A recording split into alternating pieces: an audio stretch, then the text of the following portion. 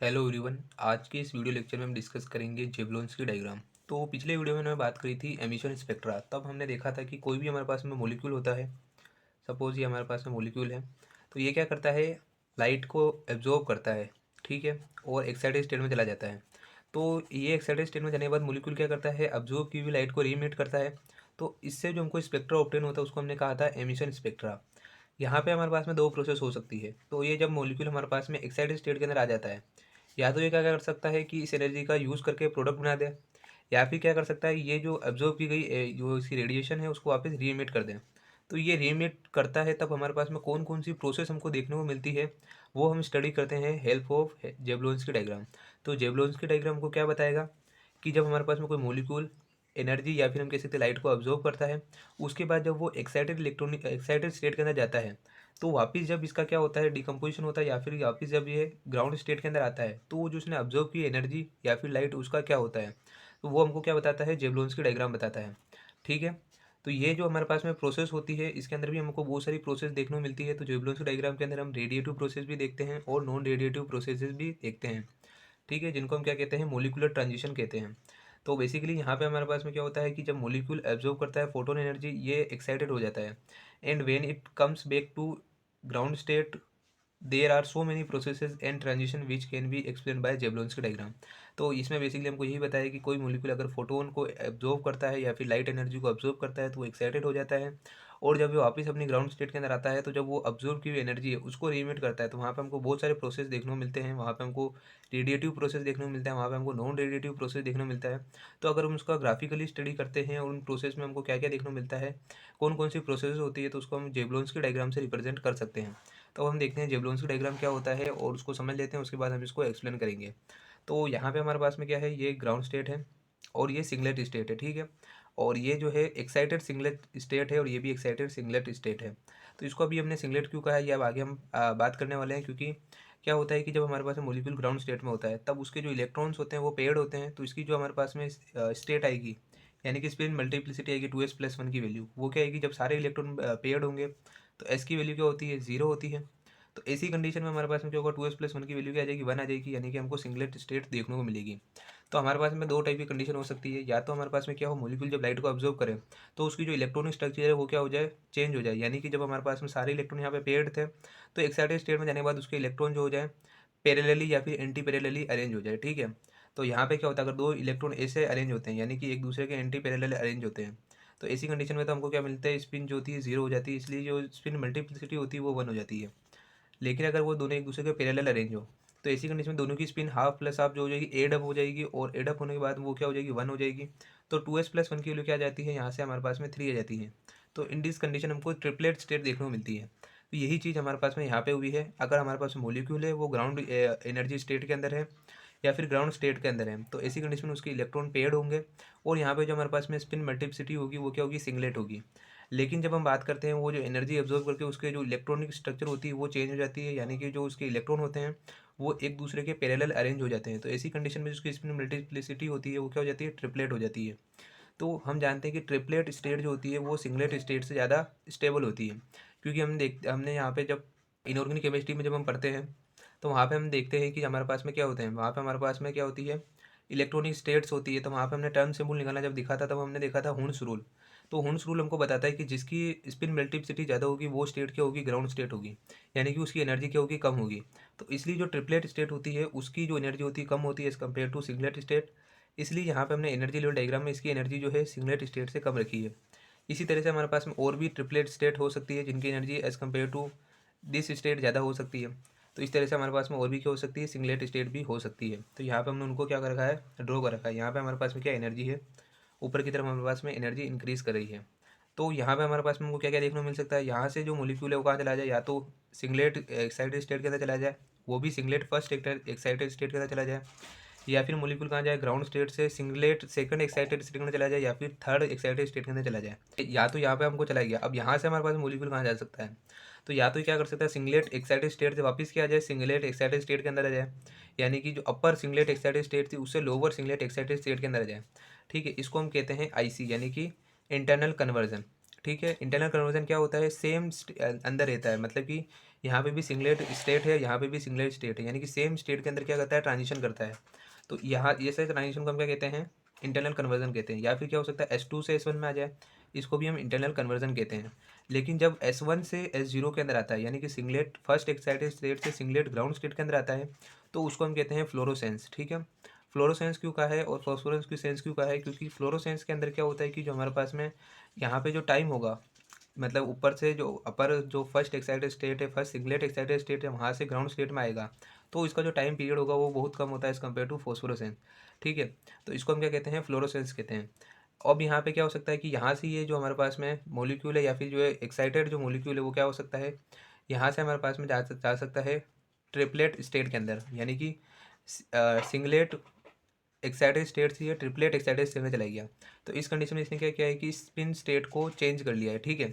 यहाँ पे था ये सिंगलेट स्टेट के अंदर, यहाँ पे ट्रिपलेट स्टेट के अंदर आ गया, इसलिए इसको हम क्या कहते हैं, इंटर सिस्टम क्रॉसिंग, यानी कि एक सिस्टम से दूसरे सिस्टम के अंदर आया है, इसलिए हमने इसको क्या कह दिया, इंटर सिस्टम क्रॉसिंग। तो ये क्या हो सकता है, S3 से T3 के अंदर आ सकता है, या फिर क्या हो सकता है, S2 से T2 के अंदर आ सकता है। अब यहाँ पे आपको देखने को मिलेगा कि ये जो होते हैं, ये जो प्रोसेस हो रहा है, यहाँ पे हमको क्या देखने को मिल रहा है कि इसकी एनर्जी अब क्या हो गई, कम हो गई है। तो यहाँ पे जो एनर्जी रिलीज हुई है वो किसके फॉर्म में हुई, हीट के फॉर्म में, क्योंकि ये जो होते हैं नॉन रेडिएटिव प्रोसेसेस होते हैं। ठीक है। और यहाँ पे भी जो एनर्जी हमको रिलीज होगी इंटरनल कन्वर्जन के अंदर, वो भी क्या होगी, नॉन रेडिएटिव एनर्जी होगी। ठीक है। तो ये भी हीट के फॉर्म में रिलीज होगी। लेकिन जब मोलिक्यूल क्या होता है, इसी तरह से हम देखते हैं कि S2 से T2 में जा सकता है या फिर S1 से T1 में जा सकता है। लेकिन जब मोलिक्यूल T1 से S0 में जाता है, ठीक है, ये पूरी जो स्टेट है वो क्या S0 स्टेट है, यानी कि सिंगलेट ग्राउंड स्टेट है। तो ट्रिपलेट एक्साइटेड स्टेट से वो सिंगलेट ग्राउंड स्टेट में जाता है, तब क्या होता है कि जो प्रोसेस होती है वो रेडिएटिव होती है। और इसी टाइप से जो सिंगलेट फर्स्ट एक्साइटेड स्टेट है उससे सिंगलेट ग्राउंड स्टेट में आता है, तो भी प्रोसेस जो होती है रेडिएटिव होती है।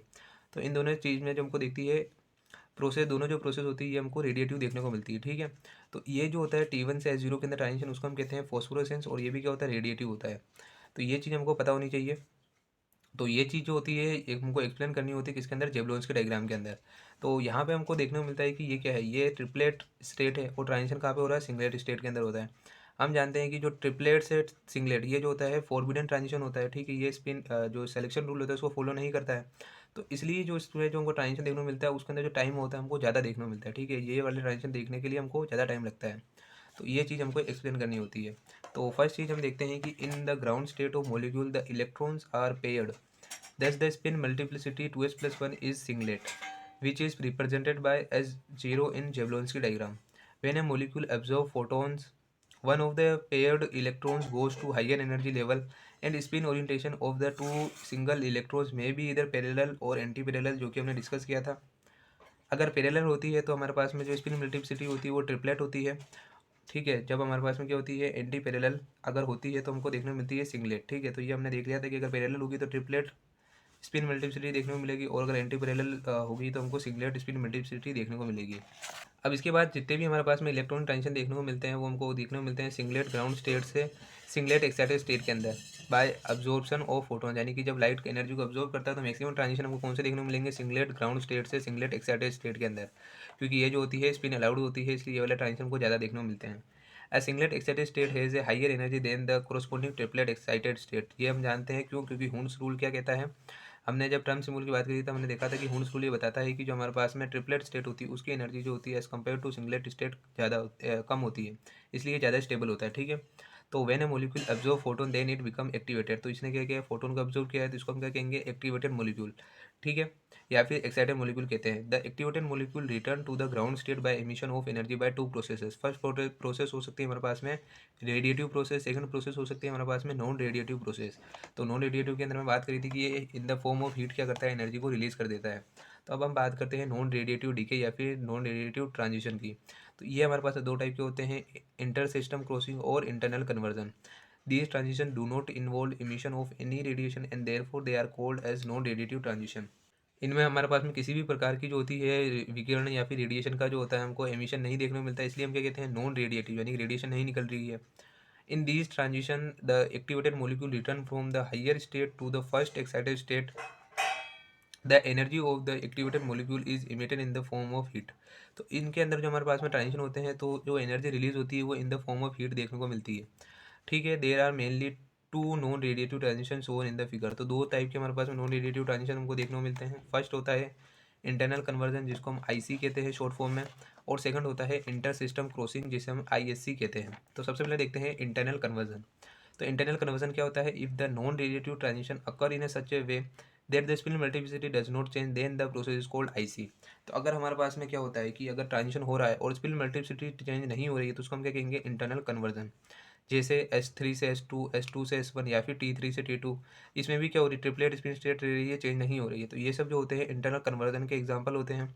और इंटरनल कन्वर्जन में जो लगा टाइम होता है वो एज़ कम्पेयर टू जो हमारे पास में इंटर सिस्टम क्रॉसिंग है उससे थोड़ा कम होता है। ठीक है, तो यहाँ पे जो टाइम होगा क्या, वो 10⁻⁻13 से 10⁻11 सेकंड। ठीक है, जितनी ज़्यादा नेगेटिव में पावर इंक्रीज होगी उसका मतलब क्या है कि वो वैल्यू उतनी ही कम है, यानी कि ये टाइम की जो वैल्यू है बहुत कम है। अब हम देखते हैं इंटर सिस्टम क्रॉसिंग। तो इंटर सिस्टम क्रॉसिंग के अंदर क्या होता है हमारे पास में कि if the non radiative transition occur in such a way that the spin multiplicity changes then the process is called ISC. तो अगर हमारे पास में ट्रांजिशन हो रहा है और उससे स्पिन मल्टीप्लिसिटी चेंज हो रही है तो उसको हम क्या कहेंगे? Inter system crossing. और we can say that ISC is a radiationless transition between different spin state. For example singlet excited state से ट्रिपलेट एक्साइटेड स्टेट, यानी कि S3 से T3 या फिर S2 से T2 ETC। तो इसमें जो लगा टाइम होता है एज़ कम्पेयर टू ज़्यादा होता है, यानी कि 10⁻⁹ सेकंड से लेकर के 10⁻² सेकंड तक होता है। यहाँ पे पावर में जो माइनस की पावर जो है कम है, यानी कि जो टाइम होगा वो क्या होगा? ज़्यादा होगा। इसी टाइप से हमारे पास में क्या होते हैं? रेडिएशन वाले ट्रांजिशन भी देखने को मिलते हैं, यानी कि रेडिएटिव ट्रांजिशन देखने को मिलते हैं। ये भी हमारे पास में दो टाइप के होते हैं, फ्लोरोसेंस और फास्फोरोसेंस। सबसे पहले हम देखेंगे रेडिएटिव ट्रांजिशन क्या होते हैं। तो these transition involves emission of radiation and therefore that is called radiative transition. अगर रेडिएशन का क्या हो रहा है? एमिशन होगा तो उसको हम क्या कहेंगे? रेडिएटिव ट्रांजिशन कहेंगे। तो in this transition the activated molecule return from first excited state, यानी कि S1 से या फिर T1 से कहाँ आ सकता है? ग्राउंड स्टेट के अंदर आ सकता है। यानी कि कहाँ से कहाँ आएगा? S1 T1 से सिंगलेट ग्राउंड स्टेट के अंदर मॉलिक्यूल ट्रांजिशन करता है। तो these are of two types, ये भी दो टाइप के होते हैं, हमने डिस्कस किया है। तो फर्स्ट होता है फ्लोरोसेंस, जिसे हम रिप्रेजेंट करते हैं S1 से S0। ये जो होता है रेडिएशन वाला ट्रांजिशन होता है, तो यहाँ पे प्लस क्या होता है? H न्यू, यानी कि जो रेडिएशन होती है वो रीमिट होती है। ठीक है, तो in this process the molecules come from S1 to S0 that is singlet ground state, यानी कि सिंगलेट एक्साइटेड स्टेट से कहाँ आएगा? सिंगलेट ग्राउंड स्टेट के अंदर मोलिक्यूल ट्रांजिशन करता है। When a beam of light is incident on certain substances, they emit radiation, but they stop emitting radiation light as soon as incident light is cut off. तो इनकी जो fluorescence की जो हमारे पास में नेचर होता है, उनका नेचर क्या होता है? जब तक हम क्या करेंगे, किसी मोलिक्यूल या फिर कोई भी जो हमारे पास में सब्सटेंस है जिसको हम फ्लोरोसेंस कह देते हैं, ठीक है, तो ऐसे मॉलिक्यूल क्या करेंगे, जो हम जब तक हम लाइट को उस पर डालेंगे तब तक कि वो लाइट को क्या करेंगे? री इमिट करेंगे। जैसे ही हम जो एक्सटर्नल लाइट है उसको कट ऑफ कर देंगे तो ये जो लाइट इमिट करना है वो बंद कर देंगे। ठीक है, तो ये इनकी क्या होती है? नेचर होती है। और इनके अंदर जो हमको टाइम देखने को मिलता है वो एज़ कम्पेयर टू जो फ्लोरोसेंस है उससे कम देखने को मिलता है। तो इनका जो टाइम होगा 10⁻⁸ से लेकर के 10⁻⁷ सेकंड तक देखने को मिलता है। अब इसके भी कुछ करेक्टरिस्टिक्स होते हैं हमारे पास में, जैसे कि फर्स्ट करेक्टरिस्टिक है कि दिस फिनोमेना इज इंस्टेंटेनियस, यानी कि जब तक आप लाइट डालोगे तब तक ही लाइट वो क्या करेगा? रेमिट करेगा। जैसे ही आप बाहरी सोर्स से लाइट डालना बंद कर दोगे तब वो क्या कर देगा? लाइट को इमिट करना बंद कर देगा immediately after the absorption of light and stop as soon as the incident light is cut off. दूसरा करेक्टरिस्टिक्स है कि इट इज़ जनरल फिनोमेना, यानी कि हमको जनरली देखने को मिल जाता है, and existed by solids liquid and gases. तो ये सॉलिड लिक्विड और गैसेस सभी के द्वारा जो है दिखाया जाता है। Different substances fluorescence with light of different wavelength. तो जितने हमारे पास में अलग अलग सब्सटेंस हम यूज़ करेंगे वो जो है डिफरेंट डिफरेंट लाइट की जो है वेवलेंथ, यानी कि जिस वेवलेंथ से ही हमारे पास में क्या बता सकते हैं? डिफरेंट जो हमारे पास में लाइट है उसकी एनर्जी पे क्या करते हैं? फ्लोरोसेंस करते हैं। तो ये हमको पता होना चाहिए। इसके बाद आता है हमारे पास में फॉस्फोरेसेंस। तो फॉस्फोरेसेंस क्या होता है? जब हमारे पास में मॉलिक्यूल ट्रांजिशन करता है कहाँ से? ट्रिपलेट फर्स्ट एक्साइटेड स्टेट से सिंगलेट ग्राउंड स्टेट के अंदर क्या करता है? ट्रांजिशन करता है।